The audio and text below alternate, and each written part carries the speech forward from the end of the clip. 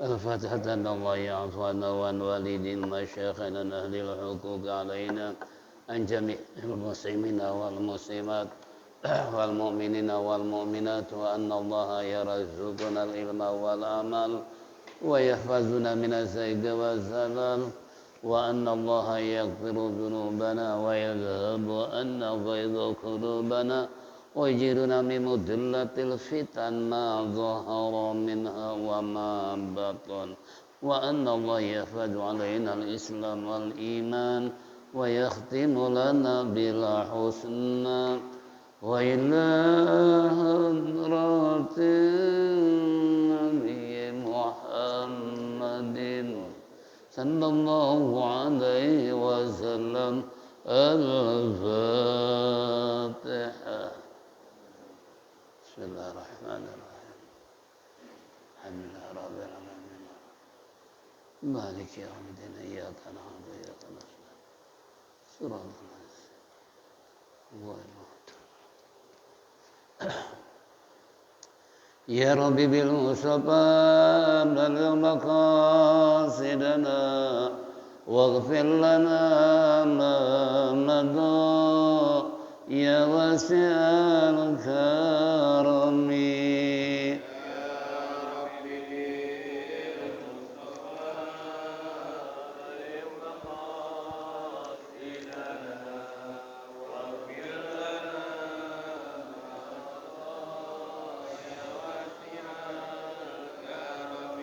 له فرارة حبيب الله حاجته ومصدر الفضل والعرفان والكرم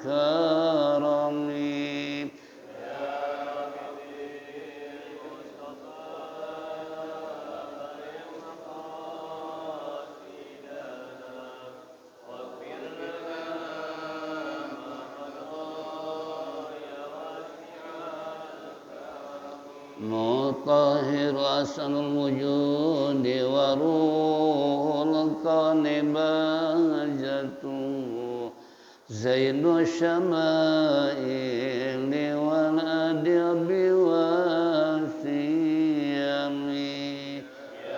ربي بالمصطفى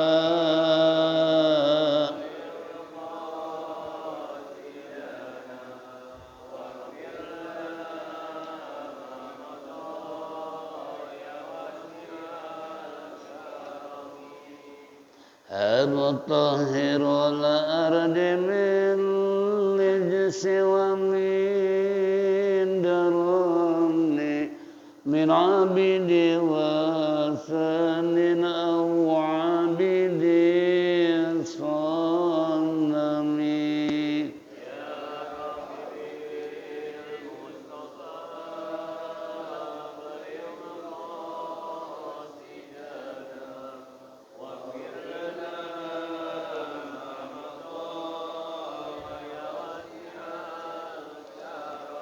لله من منفذ الإنسان من سكرهم خير البرية من عرب ومن أجم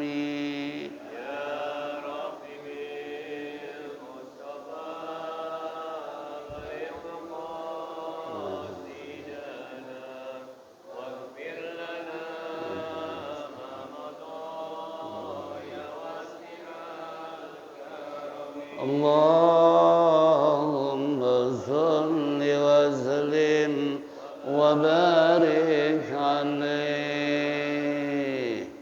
Ma'asyiral muslimin wal muslimat rahimakumullah.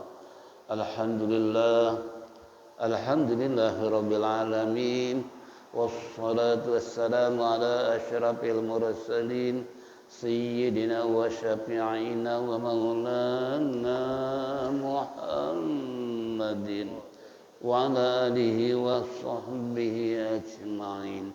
Amma ba'du fa inna asdaqal kitabullah khairal hadi sayyidina Muhammadin sallallahu alaihi wasallam wa syarrul umuri muhdatsatuha wa kullu muhdatsatin bid'ah wa kullu bid'atin dhalalah wa kullu dhalalatin finnar. Wa qala ma'asyiral muslimin wal muslimat rahimakumullah. Bapak-bapak, ibu-ibu hadirin jamaah Masjid Jami Sa'ban yang saya hormati, kembali ungkapan puji syukur terlebih dahulu kehadirat Allah Subhanahu wa taala atas segala rahmat dan nikmat yang diberikan kepada kita sehingga sampai saat ini kita masih bisa bersilaturahmi, bertatap muka, duduk bersimpuh bersama-sama di tempat yang mulia dalam rangka menindaklanjuti taklim rutin di pagi hari menjelang siang. Tentunya harapan kita mudah-mudahan apa yang kita lakukan semua ini mendapat ridha Allah Subhanahu wa taala, taufik dan hidayah, rahmat dan inayah selalu menyertai kehidupan kita sehingga kelak mati husnul khatimah. Amin ya rabbal alamin. Salawat serta salam atas sanjungkan kepada baginda Nabi kita Nabi besar Muhammad sallallahu alaihi wasallam. Hadirin jamaah rahimakumullah, kita akan sama-sama menyimak dan mendengar apa yang terkandung dalam kitab Risalatul Mu'awwanah halaman 124. Itu. Oh, hadral maut.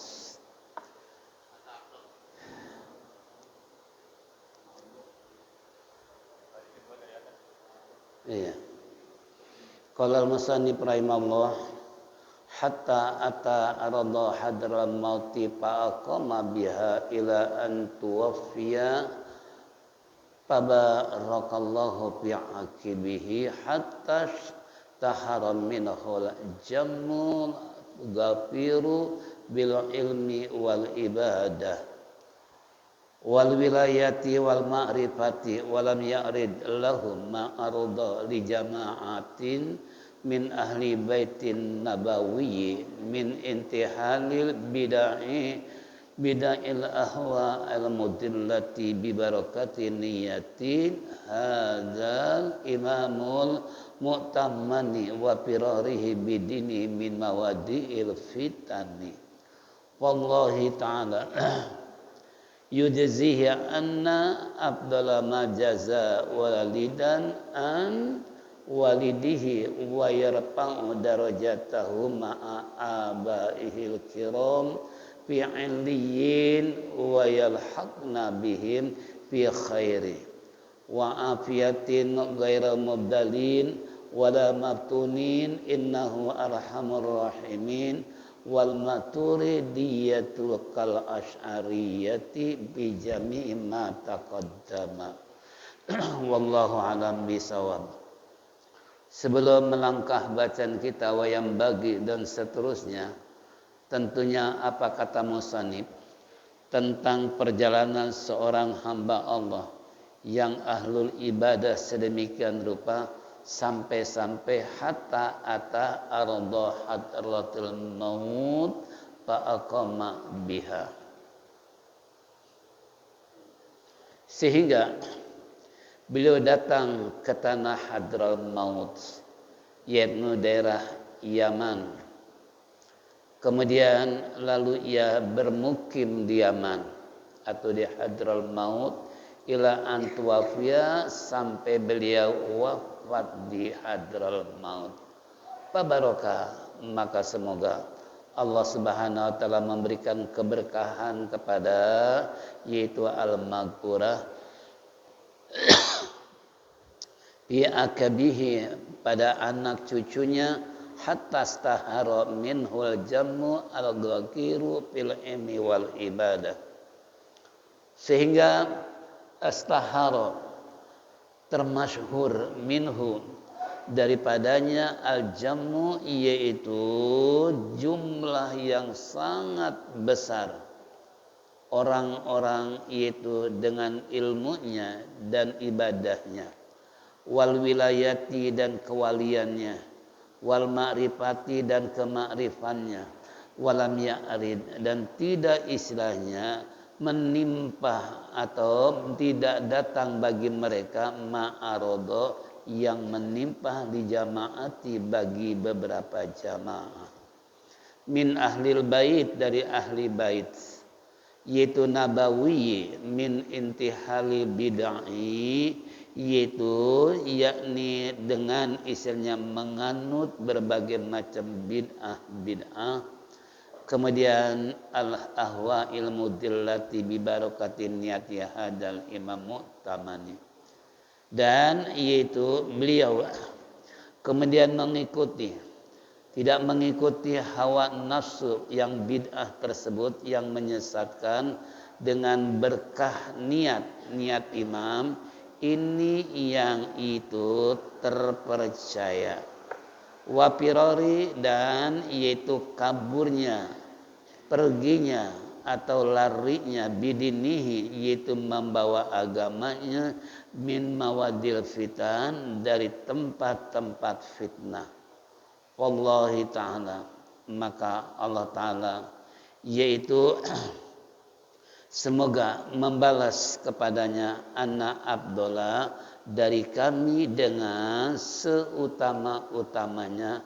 majaza walidan yaitu apa yang dibawa yaitu dia membalas kepada seorang daripada yaitu anak daripada waladihi yaitu anak-anaknya wayarfa'u dan semoga Allah mengangkat darajatahu yaitu derajatnya ma'a abaihi bersama bapa-bapanya al-kiram yang mulia-mulia fi illiyin ke tempat yang lebih tinggi wa yalhaqna dan yaitu menggabungkan ilhaqa yalhiqu wa yalhaqna dan menggabungkan istilahnya kami bihim dengan mereka fi khairin dalam kebaikan wa afiatin dan afiat ghaira mubdalina wala maftunin dengan yaitu tidak diganti mubaddil dalam mubaddila ya mubaddilu wala maftun dan tidak terjadi fitnah innahu arhamur rahimin sesungguhnya Allah Maha Pengasih lagi Maha Penyayang wal maktuna kemudian wal makturidiyatu dan yaitu menhamba iman mazhab imam yaitu al-maturidiyah kal asy'ariyah dan sama dengan mazhab asy'ari pijami mataqaddama dalam menemukan yaitu dalam semua apa-apa yang mataqaddama telah terdahulu. Jadi kembali kepada kita semua bahwa Syekh Ahmad Ibnu Isa bin Muhammad Ali bin Al-Imam Ja'far As-Shadiq sallallahu alaihi wasallam ketika beliau meninggalkan kota yang sangat dicintai untuk mencapai lebih tinggi mensiarkan agama maka beliau berangkat pergi ke kota Hadrul Maut. Hadrul Maut adalah kota yang terkenal dengan sejuta wali. Di mana di sana kita bisa melihat ketenangan hidup bermasyarakat yang benar-benar agamis.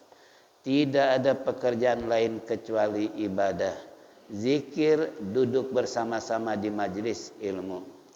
Makanya kalau bapak-bapak, ibu-ibu merasakan hidupnya di Yaman sebagaimana kata guru Sikumpul, Syekh Muhammad Abdul Ghani Al-Banjari, kalau ingin tahu masyarakat para malaikat itu ada di Yaman.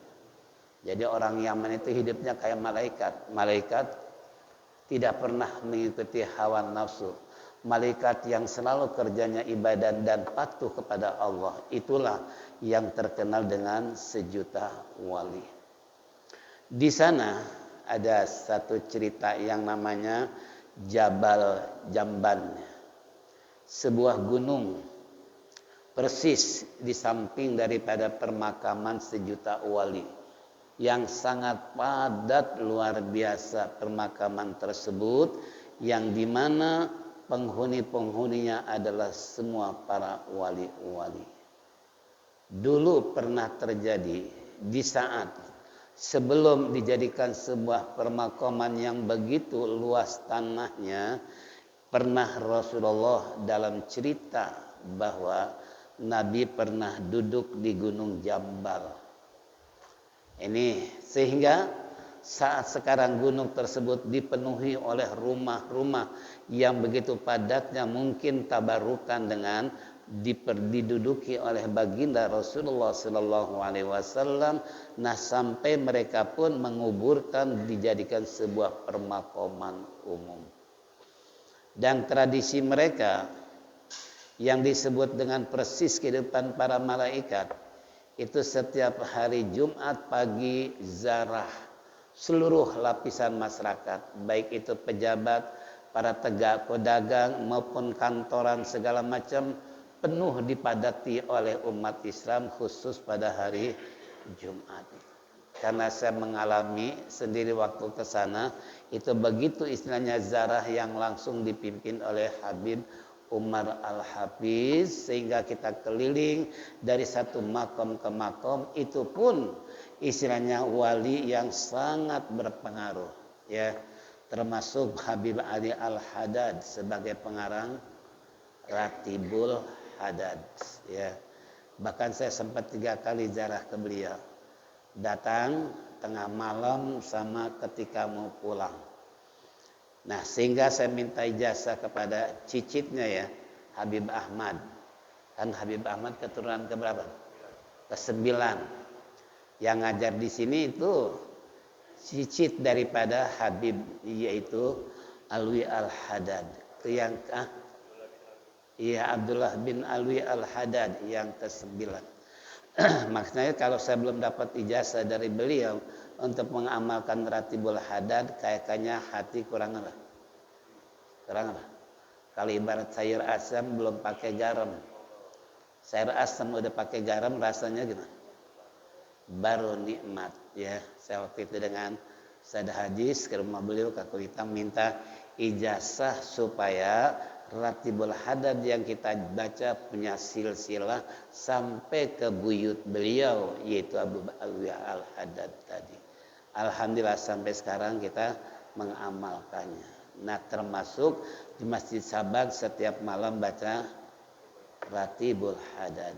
Banyaklah fadilahnya. Nah, ini salah satu gambaran tentang Hadral Maut, ya.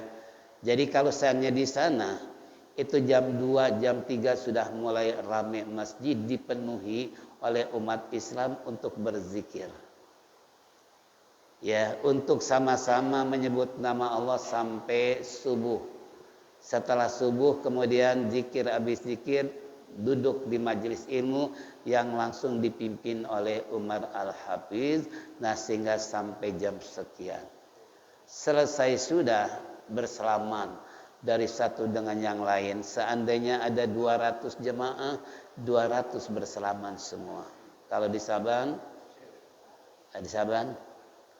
50 orang yang salaman. Itu kan, itu indahnya di situ, nikmatnya di situ. Jadi sehingga kalau seandainya kita bersalaman dengan orang-orang Yaman tadi, baik para santriwan sana ataupun para asatidz yang ngajar di Masjid Umar Al-Hafiz tadi, luar biasa, tak ada satupun ustadz yang gak ikut ngaji. Kalau Jakarta kan yang ngajar kiai ustadznya gak ikut ngaji. Kalau zaman enggak, yang pernah kesini itu semua ngaji semua itu, ya. Jadi semua yang pernah datang ke sini itu semua muridnya Umar Al-Hafiz, karena setiap beliau yang ngajar bukan istilahnya ulama penduduk tersebut, tapi di luar kota pun mereka berdatangan bawa mobil, bawa motor dan sebagainya. Sampai segitunya itu yang ngaji, karena cintanya dengan ilmu. Apapun yang terjadi, walaupun suasana di sana kering kerontang, artinya suasana yang penuh dengan dedebuan. Kalau musim kering karena tertiup oleh angin. Nah, ini gambaran Hadral Maut. Kalau nggak percaya silahkan datang ke sana. Ada yang mau datang ke sana? Tuh Habib Soleh nawarin tuh, berapa duit? 40 juta berapa hari? Ah, sebulan lebih. Saya dulu 45 juta cuma 19 hari. Ya, itu pun umroh dulu. Dari Makkah ke Madinah, Madinah baru berangkat ke Salalah, baru berangkat ke Daha, ke Oman, baru ke Yaman. Perjalanan darat 15 jam pakai bis 3 perapat. Ya, kira-kira 15 jam dari sini ke mana? Ke Surabaya berapa jam? 12 jam. Iya kan? Nah, ini sampai Bali lah. Ini ceritanya seperti itu. Nah, sehingga kalau benar-benar kita niatkan karena Allah, dan itu pun ulama-ulama Indonesia timbal balik undangan Umar Al-Hafiz, karena ingin beliau kedatangan ulama-ulama Indonesia yang sering datang beliau ke Indonesia memberikan ceramah. Ya. Sehingga ketika kita di hotel keberangkatan pembagian cover itu ada Habib Ali Al-Ja'far. Beliau kata sambutan, ya. Apa yang beliau katakan? Maaf para pak kiai kalau bahasa Indonesianya, sebetulnya bukan Umar Al-Hafid yang ngundang para kiai, tapi Rasulullah sallallahu alaihi wasallam yang ngundang pak kiai untuk datang ke Yaman. Seandainya saya ada di Yaman, karena beliau seorang dokter yang ngajar di Libya, ya, lembaga bahasa Arab Saudi yang ada di daerah Kuningan sana. Nah, ini kembali, seandainya saya ada di sana, saya jamin selama di sana, saya jamin makan di rumah saya. Subhanallah, sampai begitu merinding kita mendengar bukan Umar Al-Hafiz yang undang, tapi Rasulullah sallallahu alaihi wasallam. Nah, sehingga perjalanan pun alhamdulillah nyaman, aman, sehingga ya dengan hiburan-hiburan para jamaah yang ikut serta karena perjalanan yang cukup jauh. Ini contoh, ini gambaran hadral maut. Makanya bapak-bapak, ibu-ibu kalau mau, kalau ibu-ibu siap aja pakai cadar. Pakai cadar, ya. Karena di sana nggak ada perempuan tampak dari hari ke hari. Itu yang membuat dosa banyak. Kita kan lihat perempuan. Di Yaman nggak ada perempuan keluyuran. Kalau kita keluar dari masjid, perempuan udah lalu-lalang ke pasar gitu kan. Di sana sama sekali. Ya, nggak heran kalau di sana pantas disebut seperti hidupnya para malaikat untuk mengundang dosa, kayaknya sangat apa nih? Ya, sangat minus sekali. Lain di Indonesia setiap hari mengundang dosa. Kan gitu. Nah, ini kembali. Jadi kalau saya anak-anak santri di sana, para ulama-ulama yang turut ikut mondok di sana, yaitu di Yaman, saya yakin pantas kalau pulang mendapat predikat istilahnya para kiai, para ulama, karena digodok sedemikian rupa dengan sekian puluh istilahnya ratusan mungkin kitab dari hari ke hari. Nah, selama 5 tahun aja kira-kira kayak apa? Ya, nah ini contoh. Ini sehingga kita kembali. Kalau seandainya beliau tadi untuk apa sampai mewafat di sana, bahkan sempat saya ngobrol orang Malaysia dengan Singapura. Kita ngobrol. Ketika saya tanya, dia bilang, saya ini nggak ngerti bahasa Arab. Nulis juga nggak bisa. Tapi entah kenapa panggilan Allah untuk belajar di Hadral Maut. Walaupun saya nggak bisa bahasa Arab, nggak bisa nulis bahasa Arab. Tapi karena saya bertekad meninggalkan Malaysia, meninggalkan Singapura untuk ngaji di Hadral Maut. Alhamdulillah sampai saya keluarga diajak semua ke Hadral Maut. Berarti merasakan nikmatnya hidup di sana berkeluarga. Bapak belum merasakan. Kalau bapak ke sana pasti istri bapak dibawa ke sana. Saking indahnya hidup. Karena tadi ya minimal dosa kayaknya berkurang lah. Kenapa? Pertama nggak pernah lihat perempuan di pasar kayak kalau belanja kayak Zara ke makam kecuali perempuan para tamu-tamu yang luar negara Yaman. Karena saya ketemu dengan perempuan masih muda belia, 2 anak, tahu dari negara mana ini. 2 orang dia jarah ke makam 1.000.000 wali. Itu pun setelah suasana sepi ya, karena mungkin entah ada pelarangan perempuan nggak boleh ziarah ke, atau boleh asal di luar kota Yaman karena mereka jauh dari Yaman. Ini contoh, makanya saya tahadus binimah dengan 22 para ulama tersebut, ya alhamdulillah. Sampai-sampai saya di kapal, di pesawat nih, saya didampingi oleh 2 kiai nih. Pertama kiai dari Cengkareng, Kiai Mahfuz ya. Yang kedua Kiai Kamal sebelah kiri. Itu jam 12 malam mereka baca kitab di pesawat.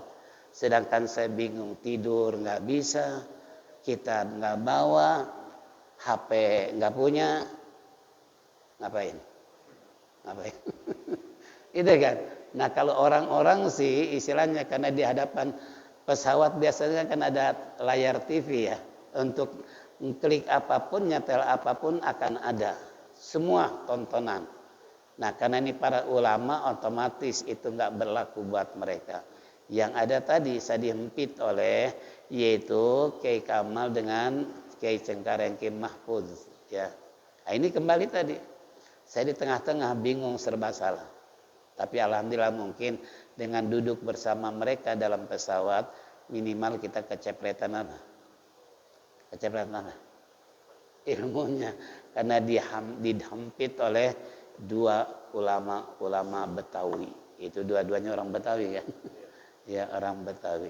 Nah ini kembali. Jadi kalau seandainya beliau sampai tawafiyah tadi, Pak Barakallahu, mudah-mudahan Allah memberikan keberkahan sampai ke anak cucunya yang masyhur beliau menyampaikan dakwah dan menuntut ilmu di sana sampai-sampai terkenal beliau ajammu ghafiru bil ilmi wal ibadah. Beliau istilahnya dengan terkenal jumlah yang sangat besar orang-orang yaitu dengan ilmunya dan ibadahnya kayak apa.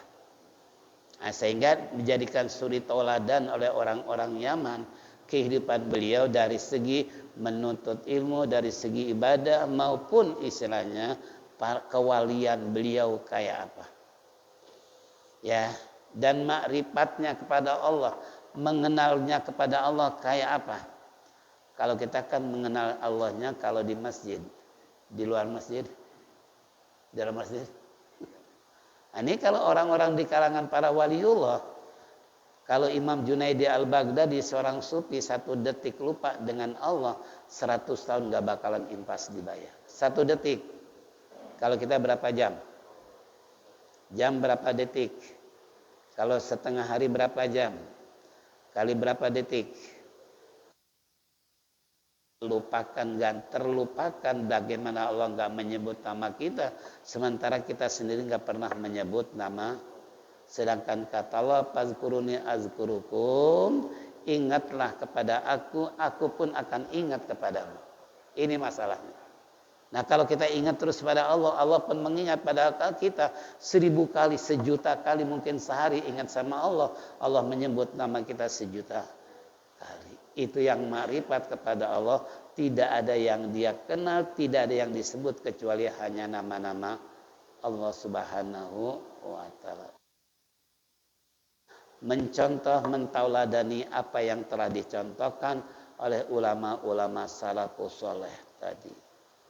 Bahkan ya'rid lahum ma'arada li jama'ati min ahlil baitin nabawi min tihalil bid'ai al-hawa al-mudillati bi barakatin niyatin hadal imam mu'taman.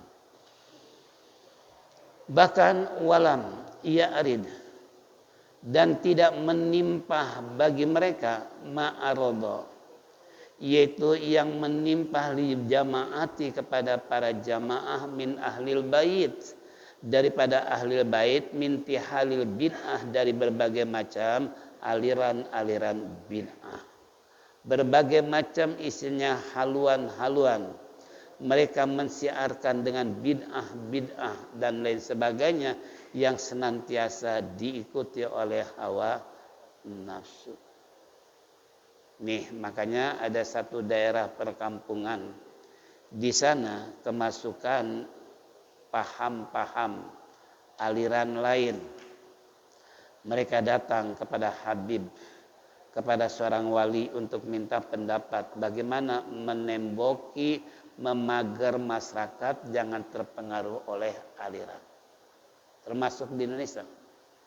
Ya, bahkan masjid banyak yang dicuri. Sampai Orma Irama ketika ceramah di Jakarta Selatan sana, saya dengar bahwa beliau menelpon Habib Rizik. Bib, gimana nih, kenapa udah banyak sekarang pencuri masjid? Iya, aneh juga bingung nih. Abdul Somad ditelepon. Ustaz, gimana nih Jakarta, masjid sudah mulai dicuri, bukan sendal aja. Aneh juga bingung kenapa terjadi begini. Itu kan? Semua ulama termasuk Jainuddin MZ masih ada ditelepon oleh Oma Irama karena masjidnya beliau membuat di daerah Cinere sana itu dikuasai oleh orang-orang di luar Ahlus Sunnah wal Jamaah. Makanya kalau bahasa kita dia ngamuk. Ini apa-apaan masjid gue dipakai begini nih alirannya nih. Coba kumpulkan semua. Nah, dikumpulin sama Oma Irama tuh. Dia nggak mau masjidnya dipakai oleh paham-paham yang lain Ahlus Sunnah wal Jamaah yang senantiasa mengembiri ibadah-ibadah. Ibadah dikurangi, salat tarawih dikurangi, azan dikurangi, wirid nggak boleh, zikir apalagi, yasinan juga dianggap bid'ah. Ini naudzubillah bisa jadi tuh Oma Irama marah karena masjidnya dibangun dengan tujuan sama dalam satu prinsip Ahlussunnah wal Jamaah ternyata berubah oleh aliran lain. Sampai saya suka ceramah di daerah sebelum komplek Pertamina Kebayoran, Jalan Sinabung, ya. Waktu itu saya khutbah terakhir karena dia bilang, Ustaz, ini ada seorang developer tuh di depan masjid, itu rumahnya memang mewah. Ketika kedatangan Gofar Ismail dari Pekalongan, seorang ulama aliran mereka, datang ke rumahnya. Begitu masuk rumahnya mewah luar biasa, ada kolam renang segala. Melihat masjid nggak seimbang. Lalu dia bilang ketika mau pulang, nah, Bapak jangan harap akan datang ke rumah kamu lagi kalau masjid lebih jelek daripada rumah kamu. Nah, anaknya niat nih membangun masjid tersebut. Ustadznya dihubungi, ustadznya bilang sama saya, Ustadz, gimana pendapat ustadznya? Ini masjid ada yang mau merombak, tapi suasana ibadah juga ikut merombak.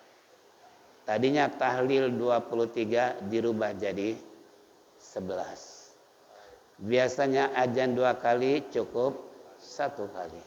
Biasanya setelah sholat wirid zikir sebagaimana biasa ditutup langsung masjid dikunci, ketemu sholat lagi.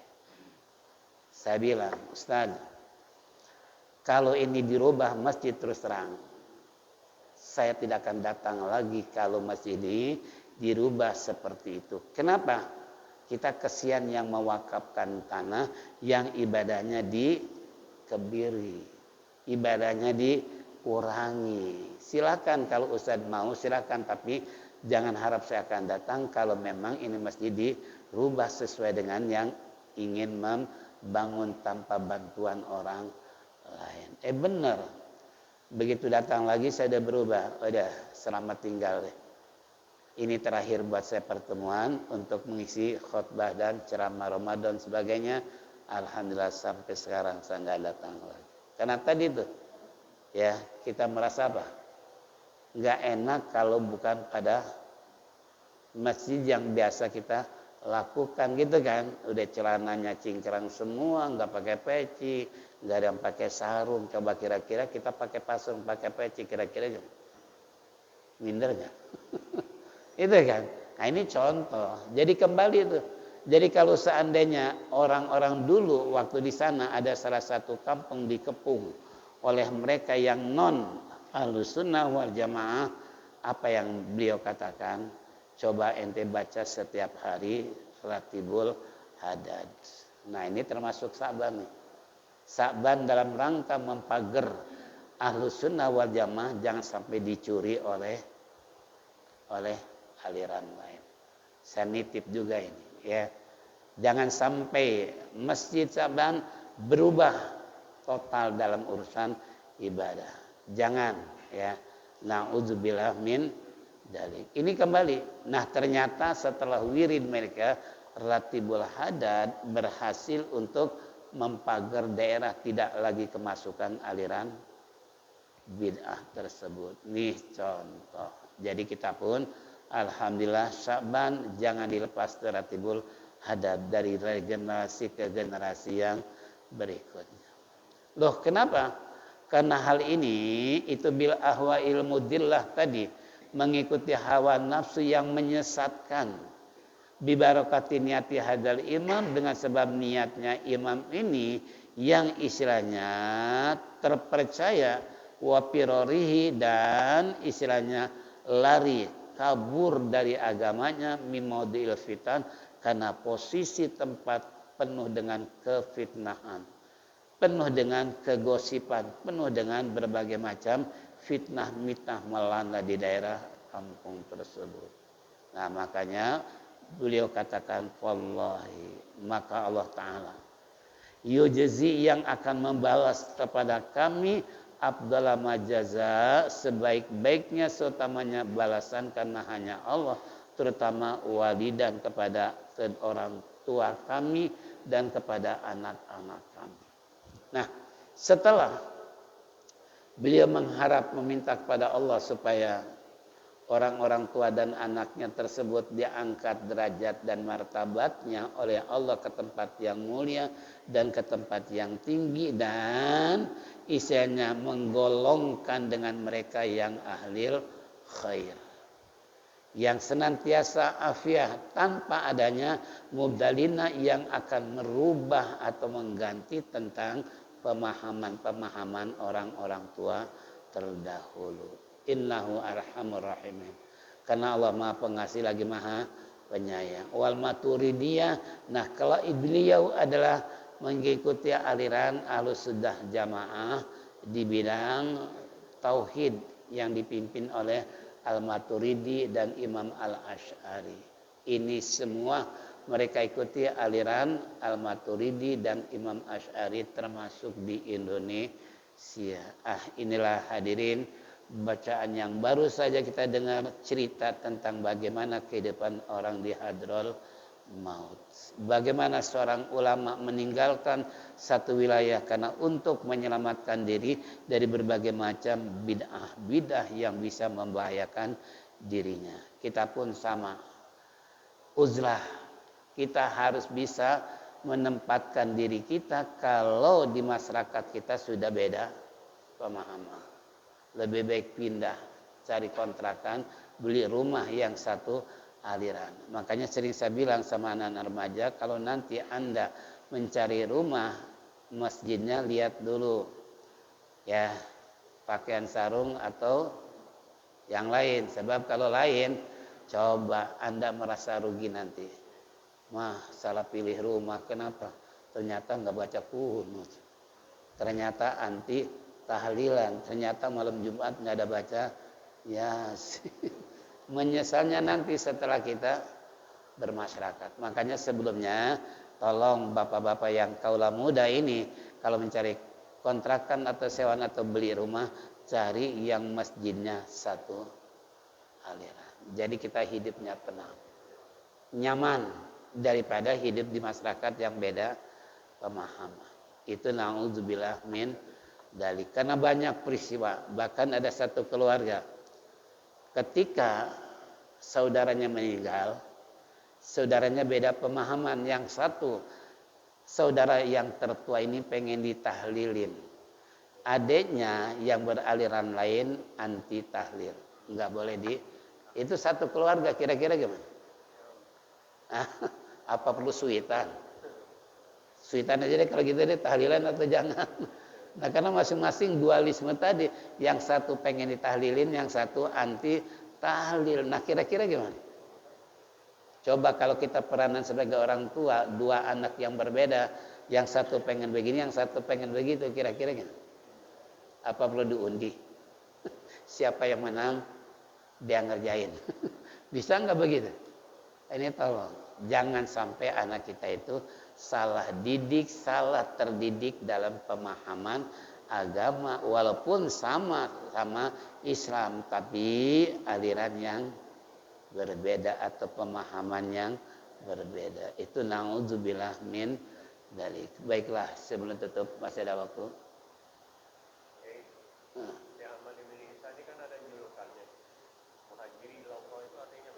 Muhajirin logo. Oh, jadi muhajir ilallah. Asal muhajir hajara yahjiru hajran. Artinya orang yang berpindah, ya. Orang berpindah kepada Allah. Bahkan ada sebuah buku judulnya Yafiru ya bisur'ati ilallah. Segeralah kalian lari menuju Allah. Ini sama dalam kalimat hajara ilallah. Kita harus berhijrah, kita harus berpindah dari kemaksiatan menuju jalan Allah. Itu terutama di kalangan para thariqah.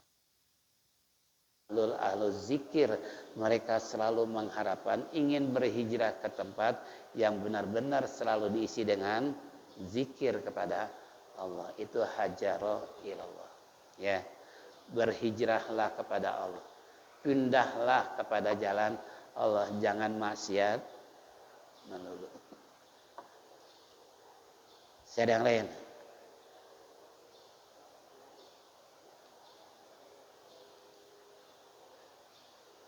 Nggak ada?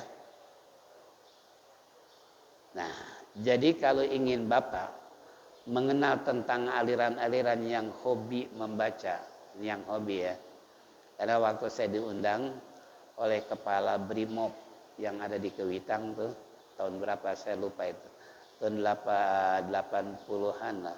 Ya diundang para mubalik, para ulama datang ke asrama Brimob. Diundang. Ternyata sampai di sana cuman kepala mengatakan, kenapa kami mengundang para ulama dan para mubalik? Karena umat Islam berada di ujung tombak para ulama dan mubalik. Apapun kata ulama, apapun kata mubalik pasti didengar dan dipatuhi. Tapi kalau oleh ABRI, kira-kira didengar nggak? Kan bukan pada tempatnya gitu kan. Makanya kami mengundang tentang mengenal aliran sekarang sudah itu sekitar tahun 82-an ya. Nah ini kembali itu udah 111 aliran. Beliau bilang, coba pemerintah abang gak sibuk nih, jangankan ngurusin rakyat, ngurusin aliran aja. Yang satu begini, yang satu begitu, sampai masjid dibakar gara-gara beda aliran, gitu kan? Nah ini kembali, coba kalau kita nggak mengenal aliran, kira-kira kayak apa? Ya, makanya ada sebab kitab I'tiqad Ahlus Sunnah wal Jamaah membahas tentang aliran-aliran, termasuk ibu-ibu membaca kitab Syu'bul Iman, itu yang membahas akhir kitab tentang mengenal aliran-aliran. Ya, 73 aliran akan terjadi setelah baginda Nabi kita Muhammad sallallahu alaihi wasallam, yang 72 masuk neraka, yang satu masuk surga. Ketika Nabi tanya, "Man hum ya Rasulullah?" Siapa mereka yang satu masuk surga? Ahlus sunnah wal jamaah. Ciri-cirinya tadi. Ya, yang pakai sarung, pakai peci, pakai kokoh. Apalagi kalau Jumat pakai jas, pakai sorban. Zaman dulu. Kalau zaman sekarang jas yang nggak dipakai, sorban juga nggak dipakai. Bahkan sarung pun gitu kan, berubah jadi celana peci pun nggak dipakai. Itu naudzubillah min dzalik. Itu ciri-ciri khas tradisi Ahlus Sunnah wal Jamaah. Masjidnya selalu ramai dengan zikir, apalagi malam Jumat. Ya, apalagi malam-malam tertentu yang ulama-ulama telah memberikan contoh terutama malam nisfu Saban, gitu kan, tentang Muharram, tentang masalah hari-hari besar. Islam itu selalu dan selalu ada dan mengumpulkan jamaah untuk memperingati hari ini, itu dan lain seterusnya. Ini contoh, ya. Coba kalau masjid yang tadi nggak ada ini, nggak ada itu, kira-kira gimana? Ya, habis salam, assalamualaikum, lantas pada jalan. Padahal di rumah ngapain? Di rumah ngapain? Kalau kita kan sempat zikir ya, adalah zikir berselaman. Yang saya kasih contoh tadi.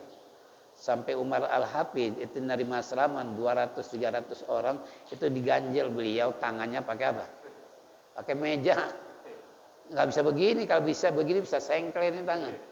Ada yang nerima selamat semua 300 kayak ular begitu. Itu sampai segitunya beliau sambil nyender istilahnya ke mimbar, tangannya diganjal supaya jangan sampai tangan lepas dari apa? Ganjalan. Karena kalau begini terus nerima selamat kira-kira kita baru 10 orang aja udah. Apalagi sampai ratusan. Masya Allah, luar biasa. Ya, ini contoh. Makanya kita ketika ke sana tuh di kalangan para santri-santrinya itu pada cium tangan karena hidungnya beda kali ya. Hidung sana dengan hidung Indonesia. Mereka sangat menghormati cium tangan ya pada tamu-tamunya gitu. Anak-anak santrinya itu. Saya bilang, "Loh, padahal ilmunya kan inian mereka gitu kan. Keilmuan, tapi mereka mungkin dianggap ini ulama-ulama Indonesia yang beda, punya wajahnya, punya hidungnya, punya macam-macam, kan berbeda dengan orang apa? Yaman. Ini contoh. Jadi kembali pada kita semua bahwasannya hajra ilallah tadi sama dengan firrum ilallah. Segeralah kalian lari menuju Allah. Tinggalkan semua kemaksiatan. Udah. Inilah hadirin jamaah rahimakumullah. Masalah kita adalah kesimpulannya sebagai pembelajaran. Yuk kita sama-sama ikuti tapak tilas para ulama, para wali-wali Allah. Insya Allah kita akan diselamatkan oleh Allah dari berbagai macam hal, terutama bid'ah-bid'ah yang dianggap dolalah oleh Ahlussunnah wal Jamaah. Nah, kalau orang-orang kita pengalaman yang al-fakir alami, kalau zarah-zarah ke makam para waliullah itu luar biasa pengaruh secara hati, pengaruh secara keilmuan, pengaruh secara ketawaduannya kita akan merasakan untuk mengambil pelajaran kepada yang kita kunjungi. Kalau mereka kan dianggapnya bid'ah dolalah, jarah ke kubur. Kalau kita malah justru senangnya jarah untuk mengingatkan jadi pelajaran, bukan mengingat matinya, tapi mengingat perjuangan yang beliau lakukan dari tahun ke tahun untuk menjabarkan agama Islam kayak apa. Ini mayoritas adalah dari mana? Yaman. Seluruh dunia. Ya, makanya saya ketika ziarah ke mana? Ke Kuala Lumpur. Ziarah ke makam Nurul Arifin, keturunan Syekh Abdul Qadir Jilani yang ke-11. Ketika sampai di pinggir pantai, apa yang ada? Orang-orang India lagi renang. Aduh, saya bilang kok orang India banyak ini. Saya teringat pertama kali sebelum datang ke Malaysia itu orang-orang dari Yaman singgah di India. Nah, dari India baru ke Malaysia, baru ke Singapura, baru masuk ke Indonesia. Itu mensiarkan agama dari Yaman. Makanya kalau Bapak memperhatikan secara sejarah global, itu adalah semua penyiar agama dari Yaman. Makanya kalau orang salah menyebut bahwasanya banyak istilahnya, apa kalau bahasa Oma Irama apa namanya? Yang beliau katakan penjajah ya, penjajah Arab. Lalu bukan penjajah Arab, siarkan agama. Karena keilmuan secara agama itu gudangnya di mana? Di Yaman pada saat itu. Nah, sehingga tidak sedikit ulama-ulama Yaman tersebar di dunia dalam rangka mengajak manusia untuk merubah dalam hal kehidupan, tadinya tidak mengenal Allah supaya kenal Allah. Yang tadinya tidak pernah menyebut nama Allah jadi menyebut nama Allah. Yang tadinya tidak pernah mau belajar sekarang supaya mau belajar. Itulah peranan ulama-ulama Yaman dulu ya. Kalau saya jarah ke berbagai macam daerah-daerah kota-kota di Indonesia, itu semua latar belakangnya ada dari sana. Ya, itu salah satu contoh. Seperti di Palembang, itu banyak keturunan-keturunan habaib-habaib dari mana? Dari Hadral Maut dan lain seterusnya. Inilah hadirin jam rahimakumullah, mudah-mudahan Allah panjangkan umur, sehat walafiat, mempertemukan kembali di Sabtu yang akan datang dengan kajian yang lain, dan mudah-mudahan semua yang kita baca dijadikan ilmu yang bermanfaat, yang bisa menghantarkan ibadah kita diterima dan mendapat ridha Allah Subhanahu wa taala. Kekurangan dan kesalahan kita diampuninya sehingga kelak kita mati husnul khatimah. Mari kita tutup dengan zikir tauhid. Falyatafaddal masykur.